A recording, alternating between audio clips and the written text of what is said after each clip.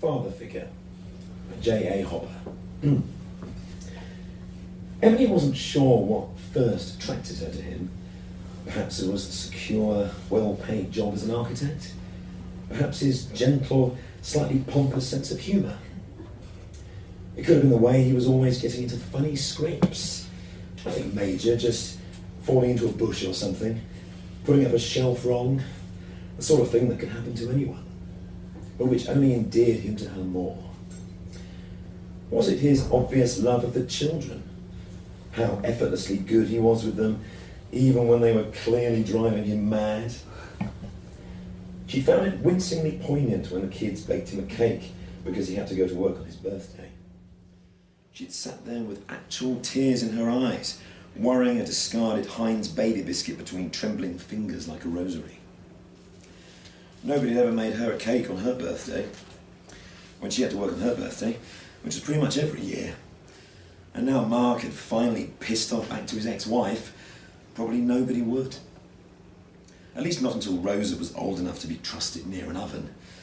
But not so old she hated her mother with the white-hot teen fierceness Emily remembered so clearly. She sighed and fast-forwarded through the endless adverts for glittery pink and purple princess tat, impatient for her next hit. There was still 20 minutes until she had to pick Rosa up.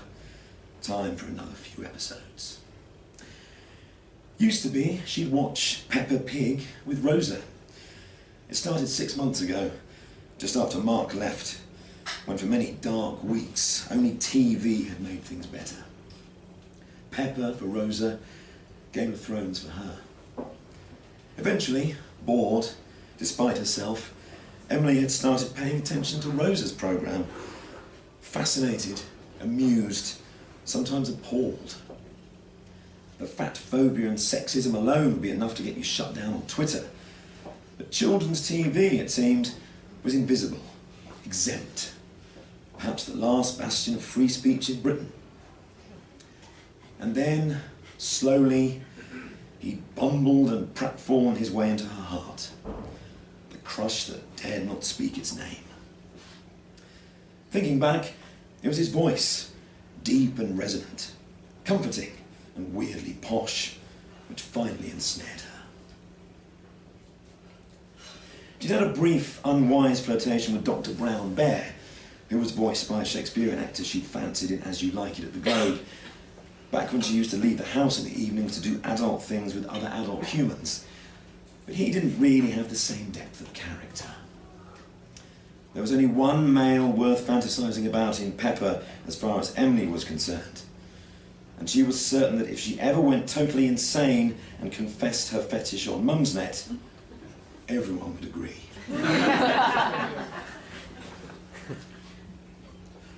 The glockenspiel theme tune binky bonked, and she felt the flittering, stomach-turning thrill of anticipation she used to get on date nights with Mark.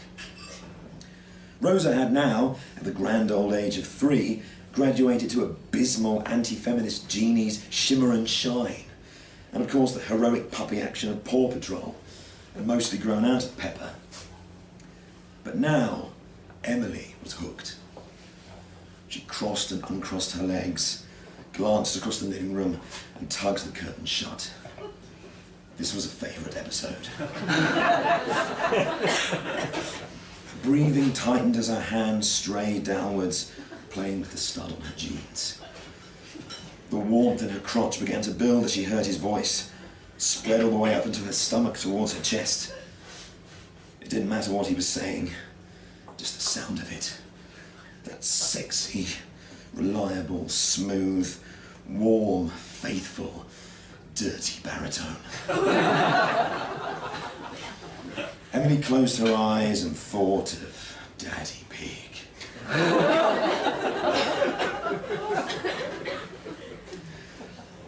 This is mental, she told herself 3 weeks later, after an especially empty weekend when Rosa, kicking and shrieking, had been packed off for a statutory visit to Mark, and the XX, now current Suzanne or Susan or Susanna, Emily had made a point of failing to remember. What had finally rung alarm bells was not her growing sexual obsession with a children's TV character, and not even a human one, Cartoon pig, for Christ's sake. For the fact that when she discovered the Emily Elephant episode, in which the eponymous pachyderm joined Pepper's playgroup, she'd watched it 14 straight times, pausing and rewinding it at the exact moment Daddy Pig said Emily's name. Eventually, when this became tedious, she spent ages on her phone recording him saying, Emily, looping it, then finally mixing it into a ringtone. Emily, boomed Daddy Pig, tinnily now, from somewhere in her pocket. Emily, Emily, Emily. She grinned. 90 minutes well spent. Only problem was the caller ID said Mark. She considered ignoring it, but it might be something important to do with Rosa, God forbid. She decided instead to assign him a special ringtone from now on. Creep by Radiohead, or something equally apt. Daddy was 10 times the man Mark would ever be, she thought bitterly, and 100 times the father, even if he was an animated pig. Mark wasn't fit to lick Daddy Pig's muddy, puddle-jumping boots. Yes, she barked into the phone, halfway to furious as usual before Mark had said a word. She hoped Rosa hadn't caught that vomiting bug which was going around the toddler group. The last thing she needed was yet another week off work, mostly spent crawling to the bathroom. Yes, sorry to call so late. I know it's Game of Thrones tonight. Emily frowned. Was it? Whatever. The hot one had died at the end of last season, and since then, well, Daddy Pig had more than taken his place. His slow, gentle laugh, he actually said, ho, ho, ho, like a sexy Father Christmas. She took herself. It's fine. What's up? Well, obviously it's Rosa's birthday coming up. She rolled her eyes, not that he could see. Good of you to remember. Emily. She shuddered. Mark using her name felt horribly intimate and wrong after only hearing it spoken by Daddy Pig all weekend. What? Of course I remember. She's my daughter. Plus, she spent the last 48 hours reminding me. Anyway, I saw there was a live kids show in town. It's touring, going to some big West End theatre. It's one of her favourite programmes, so I booked it for next Saturday. Emily felt panic rising in her, the mercury shooting up the thermometer. But that's not your weekend. I know, I got tickets for her and you, and her friend. What's her name? Livy? Yes, Olivia and her mum. Oh, said Emily, nonplussed by Mark's unexpected generosity. Was Susanna a positive influence after all, despite being a home-wrecking bitch? Stranger things had happened, like falling in love with a cartoon farmer. Which show is it then? Shimmer and Shine? She winced at the prospect of 60 minutes of saccharine sub-Disney musical numbers celebrating friendship or kittens or whatever the hell the episodes were usually about. No, the other one. Paw Patrol. Not amazing, but not so bad. Probably quite exciting to watch, especially if they used real puppies. Mark sighed, weary of her obtuseness. With the piglet in a dress. Pepper! Yeah, that's the one. Oh my God, said Emily, hands sweating, heart fading in and out like a bad TV signal. That's amazing. We'll love it. I mean, she will. Rosa, shit. I better tell Livy's mum. Oh, thanks, Mark. Wow. No problem, he said, his voice faintly puzzled. Emily put the phone down. She could hardly breathe. This was madness, but Daddy Pig. In the, well, not flesh exactly, The actors probably wore big velour costumes with foam heads or something. But in the voice, at least, for sure, at last, in person, that voice. Rosa was initially underwhelmed by Daddy's treat, considering herself too sophisticated by far to watch a kids' show like Pepper on stage, until her best friend Olivia nearly passed out at the news. Then she couldn't get enough of it. Emily, along with Olivia's long-suffering mother Penelope, a rangy redhead who worked in charity PR and looked like she hadn't slept for several months, watched in amusement and then alarm as their daughters worked each other into a vibrating froth of anticipation on the tube to Piccadilly Circus. By the time they'd found their seats, bought mini ice creams and got the girls settled between them, the children's shrieks of excitement had climbed into the range where only dogs could hear them. And then came the show.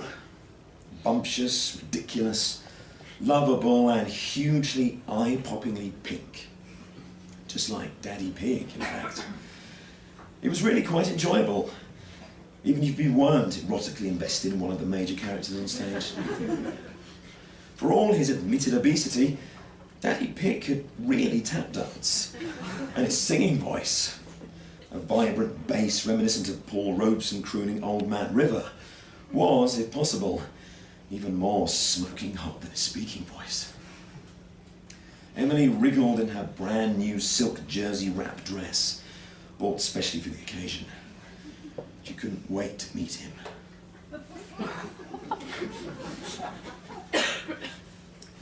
The stage door was a dozen deep with signature hunters and rabid toddlers bouncing madly for a glimpse of Pepper and her family and friends. Emily took one look and told Penelope to take Livy and Rosa straight to the restaurant. She'd get Pepper's autograph, paw print, trotter mark, and join them as soon as she could. Penelope, visibly relieved to drag the girls away from the squawking mob, agreed at once.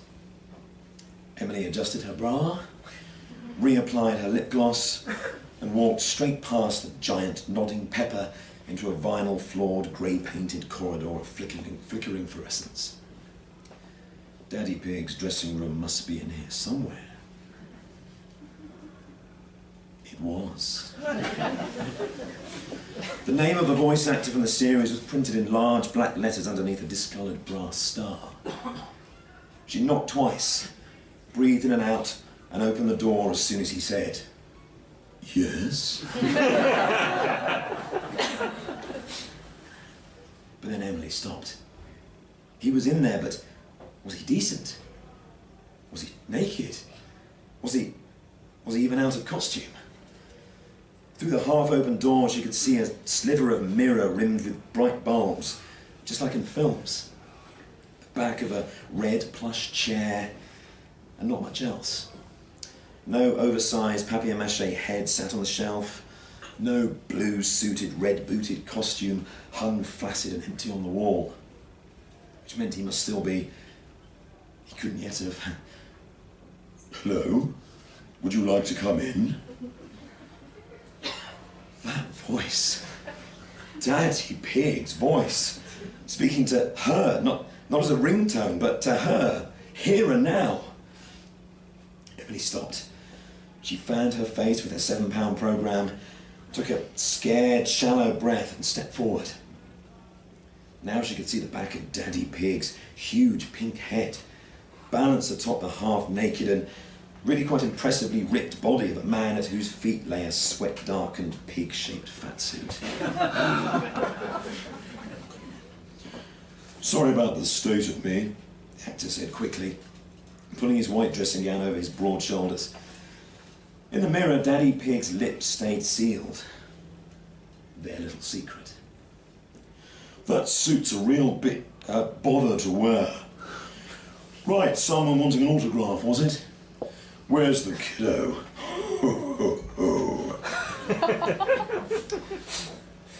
It was the laugh that did it. She hardly knew she was moving until she'd stepped forward, tugged once at the belt of her dress, and let it fall away to reveal her brand new black and nude lace uplift bra and shaping knickers, bought online in the M&S sale while slightly drunk.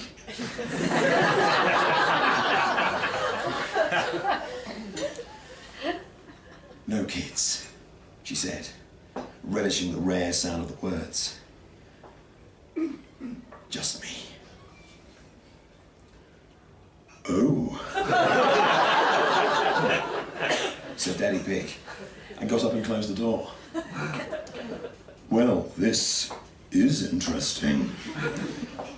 He looked her up and down, shrugged off his dressing gown, and started to remove his head. Moving on, Emily commanded in a husky tone. He stopped.